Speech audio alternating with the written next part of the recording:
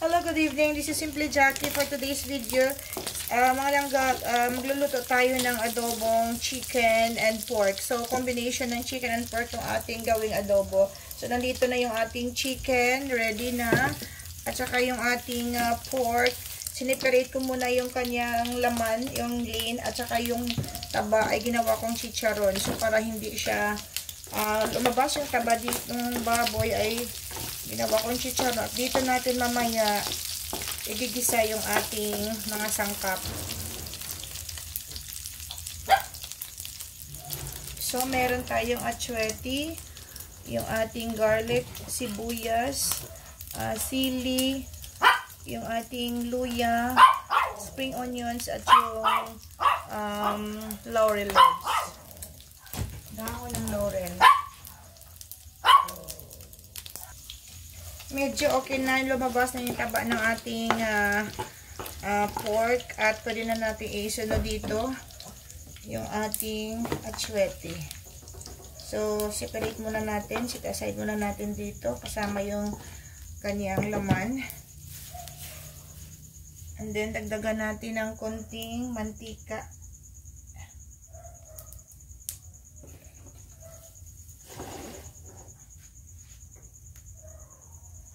So, lagay natin yung ating atsueti.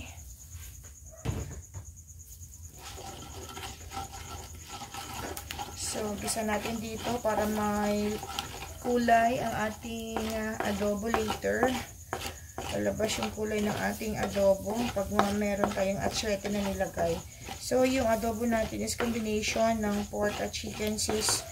Mas masarap pag merong combination ng baboy at saka manok yung ating adobo.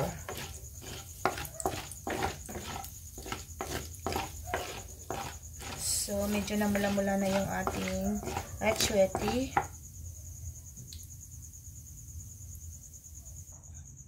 So, ayan, natapos na natin sis. Tanggalin yung ating atsueti. So, magisa na tayo ng ating garlic. So, maraming garlic yung ating nilagay para mas masarap siya. So, more garlic, more sarap po yung ating adobo. So, ito na, kulay orange na yung ating garlic dahil meron tayong nilagay na atsueti. So, mas maraming garlic, no? Mas malasa at mas maamoy. Then, isunod natin yung ating sibuyas at ang luya.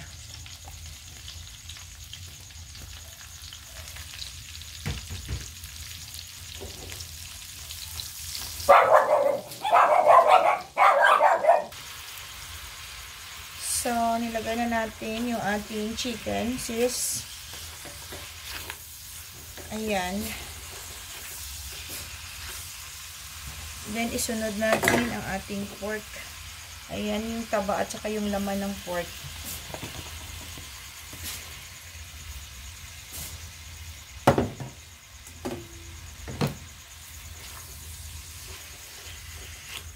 So, mas masarap yung combination ng manok at ng baboy pag nag-adobo tayo, sis. Ayan. Napaka-colorful ng ating adobo dahil sa ating nilagay na atsueti.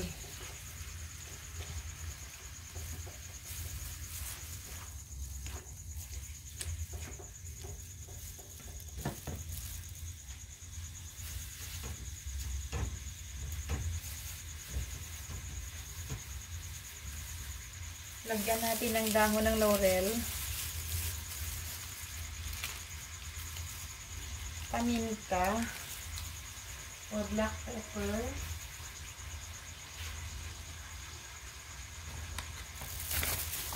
ay ating vinegar,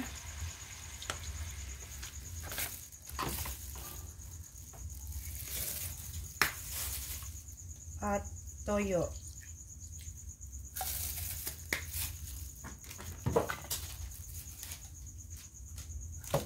Yung ating seasonings. So, i-mix lang natin sis at pakuluan natin siya hanggang na maging tender yung ating chicken at pork.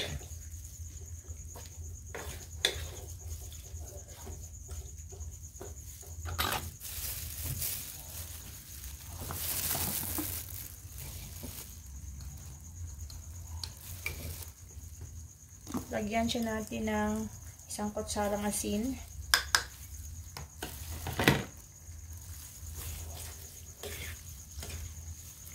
Ayan, so nangangamoy na yung ating chicken adobo at sobrang makulay po ito. So, ayan, mix lang natin muna at saka takpan. Ayan, medyo matigas pa yung ating pork. Marami pa naman yung ang sabaw ng ating nilutong adobo. So, hintayin na natin na maging tender na yung ating chicken at yung pork. So, season to taste natin sis at medyo may kasarapan talaga yung taste ng ating combination na adobo. So, medyo matigas pa yung ating pork. So, yan. Try natin kung okay na yung lasa na ating adobo.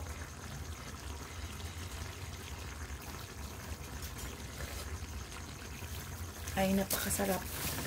Sis, tamang-tama lang yung kanyang ang blend ng kanyang asim at asin at alat. Ayan, oh.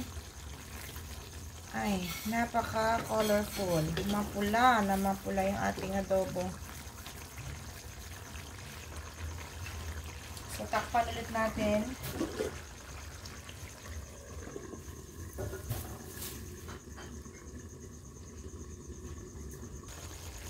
So, medyo malambot na yung ating chicken at yung ating pork sis. So, medyo marami pa yung sabaw natin. Mga 10 minutes, 5 to 10 minutes, pwede na natin tanggalin sa apoy. Ayan. Okay na yung timpla nito sis. Nag-blend na yung ating asin at ang alat at ang sabor ay perfect na perfect talaga. Ayan. So, sarap ng pork at chicken na combination. So, pwede na natin ilagay yung ating sili.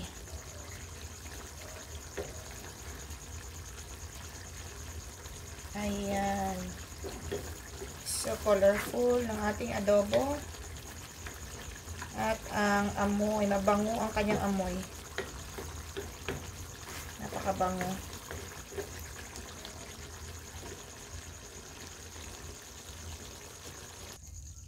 So, naluto na yung ating chicken adobo. Ilagay na natin yung ating spring onions. Garnish na natin yan dahil tanggalin na natin sa apoy.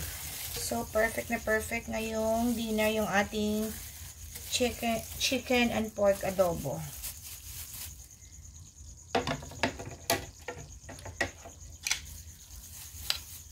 So, yan na po yung ating luto ngayon.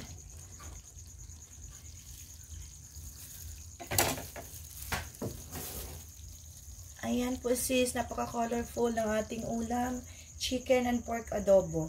So, thank you for watching and don't forget to subscribe to my YouTube channel, Simply Jackie, like and hit the notification bell. Thank you for watching and God bless everyone. Bye!